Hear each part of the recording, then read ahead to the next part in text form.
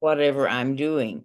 And because a compliment goes a long way, and it doesn't have to be a dramatic compliment, nor does it need to be something that's deep and just something that just something that's nice and sort of a smile and say something nice. Whether it's something like you look nice today or thank you for helping me here, I appreciate it so much. And so being considerate, complimenting, and being cautious are the three C's I will say to think about being being three C's of leadership. But one of the experiences I heard that I had that I shared with you briefly before was I was a bookkeeper and this was before computers. I've been around a long time, so computers are new to me, and anyway, it was hand bookkeeping, and all of a sudden I was put into the position of the office manager. And like I said, I didn't know why. I guess I never had the courage to ask why either. But it was sort of an interesting experience to think that all of a sudden they just say you're going to do this, but with no whys or wherefores. That was also the first position I had that I had to let somebody go, that I had to fire somebody. And that's in the corporate world, that's one of the challenges with being in a leadership position, because sometimes you have to do things that's very difficult. And I'll share that story with you briefly. The branch manager was leaving for the day, and it was a Friday afternoon, about mid afternoon, and he comes into my office and says, "Before you leave today, fire so and so." He didn't give me a reason to say why or anything. He just said, "Well, I knew why though. I knew we were always having trouble. She was a bookkeeper and we were always having trouble balancing her books." But still, I was not given any instructions at all, and I had never dealt with it, had to do that before. So at a little bit before 5 o'clock, I called her in my office and I told her, I'm going to have to let you go. And I started crying. Not her, but I started crying. And after after we were through with our conversation and she left, when she walked through the bookkeeping department to get to the front door, she said, "I felt so." She told the ladies there, "I felt so sorry for Pauline." And I thought, oh my gosh, I had to do the firing, and she was being fired and she felt sorry for me because it was an emotional thing for me. So anyway, that's that. I'm not saying that's the way I would ever recommend anybody doing anything like that, but just for you to think about it. Um, the other the other situation I would like to think about, why did I get those promotions? And I think part was being considerate and thoughtful of my coworkers. And if you're considerate and thoughtful of your coworkers, are the people that you're joining it together in, whether it's a nonprofit or whether it's Toastmasters or whether it's Wovie. If you are thoughtful and you compliment them and show your appreciation and you listen to them, one of the key elements of leadership is listening. And you listen to what they have to say, because listening is a sign of respect, and everybody wants to be respected. So you listen to them, and it makes all the difference in the world. And compliment somebody when it's a word they deserve it. I don't mean you just compliment them out of the blue for nothing that they've done, but when they do something of value, make sure that whether you are their coworker or whether you're their manager, make sure you compliment them on their work. That makes all the difference in the world. Appreciate them, and be open, and more importantly, like I said a few minutes ago, listen to them. Listen to them. In my Toastmasters experience, I have to share this. When I was a really new Toastmaster, I think I had been a Toastmaster. I don't think I'd been a Toastmaster a year yet, but I was my club that I was a member of was a weekly club, so we elected officers every 6 months. So it was the second 6 month period of that club, and I was finishing up that term, and I'd been president, and I get a call from a gentleman I do not know, and introduces himself and tells me what he's doing. He's running for the office of district. We called it district governor back in the olden days, but district director. And he said this, I've been told that you would be a very good area governor. And so wow, who's telling him, but still, I mean, that thought, what a great approach. And so I said, well, I need to think about this. I hadn't seen our area governor that club hadn't visited us much, and I hadn't seen it, so I didn't really know what an area governor did. But anyway, I said, let me think about it, and I'll get back with you. So I thought about it a day, and I called him and said, yes, I think I'd like to do that. And about a week later, I get a call from a young woman, and she starts the phone call with, "Oh, Pauline, I didn't know you were interested in being an area governor." Well, I didn't either. Until Ernie was that guy's name, until Ernie had offered it to me. And she was running for they were both running for the same position. And so she was looking for area governors. And then I also said, well, I would, if I were an area governor, I'd like to have the area my club is in. I didn't tell her that yet. But she said, I've already given your area to somebody else, but I've got other areas. And I thought, well, I don't want other areas. I would only want the area my club is in. Not that that was necessary, but it was just my youthful experience in Toastmasters that made me think, well, I want to have the area that I'm a part of. And her apologizing that she'd already given it to somebody else and saying she didn't know I was interested in being an area governor. It made me think, well, somebody else, I didn't either, but somebody else convinced me that that's something I should do. So I found that an interesting thing. And then when the business meeting came along and Ernie was elected the district director, that's when I knew and started learning leadership by observation. And I think that's another thing that's very important. Watch existing leaders that you feel do things well and are respected by their peers and the people they lead, because you can learn so much through observation. But anyway, one of the first things that Ernie did as a leader was he would this was before the days of email and stuff like that. See, I'm from back in the olden days, so to speak. So this was before email. And so I would get a note card in the mail from him thanking me for what the work I was doing.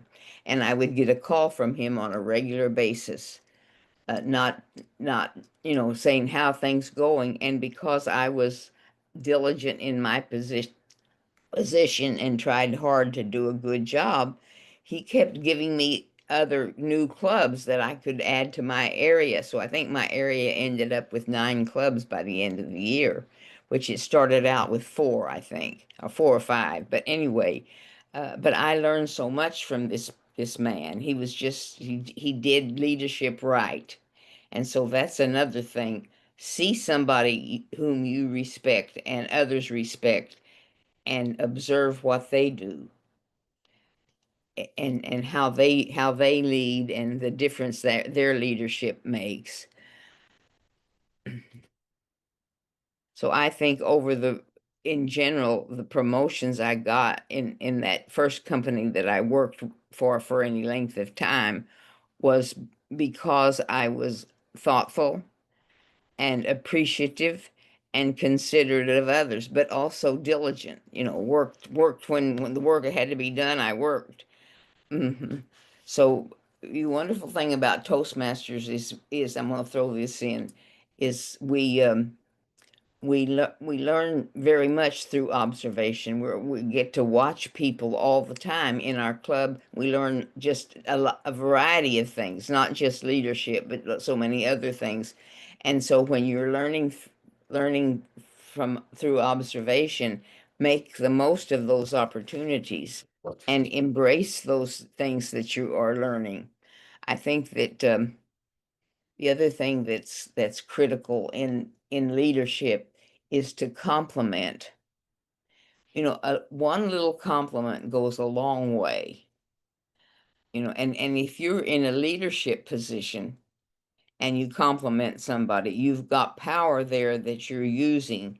And so it's even more meaningful, I will say, because I think about that district director when I was there, governor, and and how he complimented me and made me want to work all the harder because he was so appreciative. And so, make a difference in people's lives, uh, no matter what position you have, by complimenting. If you don't have a leadership position, your coworkers or the other members of your Toastmasters club or other members of WOVI, compliment them and appreciate them and be open. And there's one other important element of leadership that we must never forget, and that is to listen. Listening is a powerful tool. When we listen to others, we're showing respect, we're showing appreciation, and we're also learning. So to listen is a critical element in communication and a twice critical element in leadership. So why would one want to be in a leadership position? That's my question I would just think about a minute. Why would I mean, my question to myself. Well, some people want to be in a leadership position because they want to make a difference where they work or in other people's lives, or they want to learn more about leadership and that gives them the opportunity. And so with that thought in mind, if you have the opportunity, listen and learn from others. Observe whomever you respect around you who's in a leadership position. Listen to them and observe their actions and see the reaction to the people that they make a difference with. I always listened well at work. I don't always listen well in Toastmasters or in WOVI. I don't tell anybody I said that. But I always listened well at work, and I would have people that would come and sit in front of my desk just for me to listen to them. And that ranged from people who were my peers to the bosses. So when you listen well, it's a primary action of leadership that makes a huge difference. Because when you listen to somebody, you make them feel respected, and we all want respect. So one key element of leadership, whether it's through listening or other ways, other things, show respect for people in general, and that gives you more than you can imagine. And I think it's an interesting thing. I'm a talker, and I'm don't hesitate about talking to strangers. And my kids, when my kids were teenagers, we moved. My husband was military, and we moved frequently, and so they would have to make new friends. And that when they would make new friends, and then they'd bring them home for me to meet them, and they had warned their friends ahead of time. My mother asked a lot of questions. Well, to me, my asking a lot of questions was showing interest in the kids my children were friends with. But also, I was curious. But I'm that way even today about others. I mean, I ask a lot of questions. I want to know about people. I'm interested in them. And I think that's a positive thing from the perspective that if I'm showing interest in them, they feel good about it. It makes them feel like they are of value. So be prepared to listen and be prepared with the questions that you can ask. What kind of, course, you can't ask any question nowadays. There are some questions that are a little bit more, you have to be more careful with, but in general, most people like to talk about themselves. Even somebody that's shy sometimes finds out that if somebody will ask them a question, they'll answer it and feel good about it. So when you listen to somebody, it's a sign of respect and interest and a variety of things. So, consider that tool, listening, a very important, powerful leadership tool. And especially if you have a team you're leading, listen to the members of that team because their job is to help you, or your job is to lead them, and you can do that more effectively if you listen to them. Never, I'm gonna say never, but never slough somebody off. If you're in the middle of something and you don't feel like you can give it the time to listen to them, make an appointment with them to come back and give them the time they deserve. And that's true of anybody, whether it's you're a team member or whether it's a coworker on the same level you are, or even whether it's your supervisor or your manager. Listen and show that you're listening, because listening is such a sign of respect. It's another one of those critical issues of leadership. I thought, to me, leadership was such an interesting thing. I didn't really know, I had a high opinion about what leadership meant when I got into my first leadership position, and it was eons ago. But I didn't, I wasn't knowledgeable about leadership, but I was just using my personality, which had a tendency to be interested in people and want to know more about them and to appreciate them. So I think that's something for good leadership, you need to consider that showing your interest in others, whether they're your teammate, a team, somebody you lead, or whether it's somebody who leads you, sh- show interest in them, and that it's a double sign of respect. The other thing that I would like to share about what do you think about? I mean, what is important to you? What do you think makes you tick, or makes you who you are? What is your personality? What is it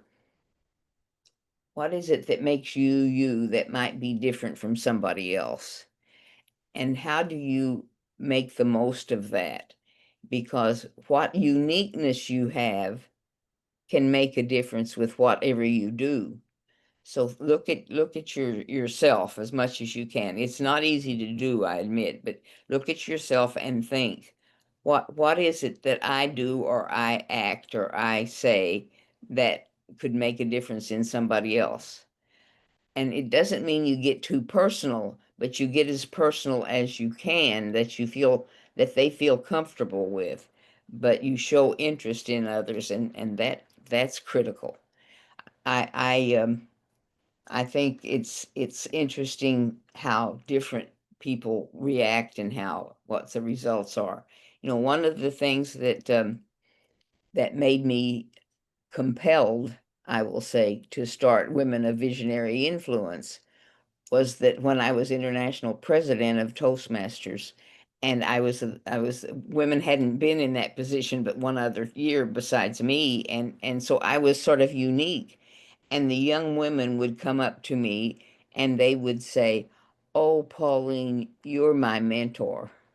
And what they really meant was I was their role model, because we weren't having a mentor protege interaction or mentee interaction. It was just I was somebody they looked up to.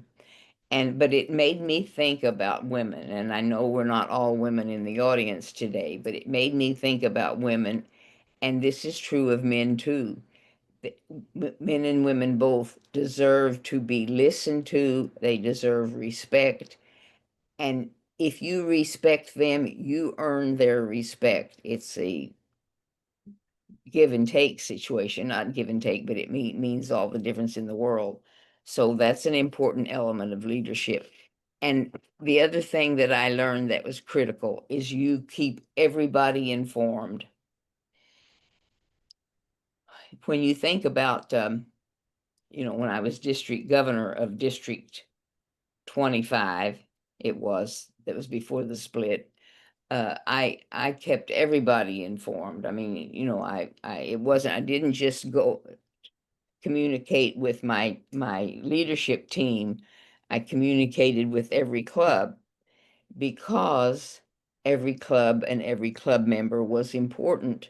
And so that's the thing to look at. Everybody that's in your team or in your focus or in your area of responsibility is important, and you want them to feel important, because when they feel important, they're more confident and they perform better.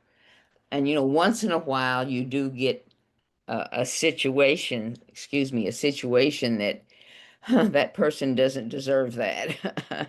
And that's a tough thing to deal with. It's idealistic to think I'm going to sit down that person. I don't like the way that person is influencing negatively this team.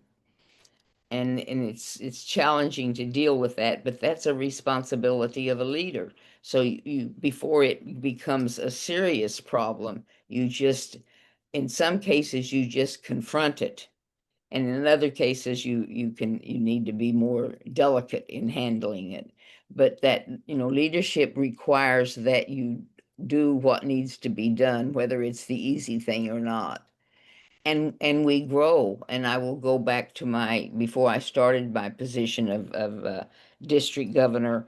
I thought to myself, everything I've done in Toastmasters so far, I've uh, I've given myself a goal. What am I going to learn from serving in this position? And so before I went into the district governor position, district director position, I decided I would work on handling conflict, because I hate conflict, and I don't. It's the bane of my existence, I guess you could say. But conflict happens. That's just the way it is. And as I generally say when I mention this, I had my opportunities to manage conflict. When you've got that many people you're dealing with, and it's amazing when you handle something well. And I'm not saying I always did that, but there were two serious areas of conflict that happened the year I was district governor, and both of them I just confronted the situation, just went right into it and said, "You can't do that." And in both cases, the people that I had to, I guess, tell them to back off, or tell them they couldn't do what they were wanting to do, they both became close friends. And years later, I heard from one of them, and he said something about what a wonderful year that was and what a wonderful experience. And he was the only area governor I had that I had to sit down and say, you can't do that. And that was harder than on me, I think, than it was on him. But still, if you don't take care of those problems, others see it as a weakness, a leadership weakness, and that takes away your power. But more importantly, something happens that shouldn't happen, and you are in control of that, so you have to be responsible for it. So leadership is not all fun and games. I will say it that way. It requires some tough stuff, but that's the way it is. You if you want to be a leader, and if you are a leader, you got to hit the tough stuff, but you also got to remain considerate and be complimentary, and don't step on others' toes. That's another thing that I made a comment, made myself a note about. And observe people whom you respect. If you have a boss you respect, and you would like to have a position similar to the one that boss holds, do one of two things. Just observe and pay them compliments of respect. so that they know that you're learning from them, or ask them to be your mentor. I'm going to go back to the beginning of Wovie a minute. I have to spend a few minutes on that, although I think I'm about run out of my time having it. I think I have. I will tell that story, finish that story, and then I will open for questions and answers. Uh, when hearing those women say that to me, I thought, there's something missing in women's lives, and I think it's mentoring. So that's why they got that thought about an organization for women that provided mentoring. That needs to happen. Women need to have a mentor. They want a mentor. They deserve a mentor. So that's how Wovie came about. It just kept rolling around in my brain until okay, it's time. I got to do this. So you learn so much along the way in so many ways. But anyway, now I think I have the opportunity to open it up. For want to thank you for listening to me as I've rambled on leadership. But leadership is a love in my life, and I think it's easier to be a leader than people think. And so, with that thought in mind, I will open up now for questions that I hope I can answer.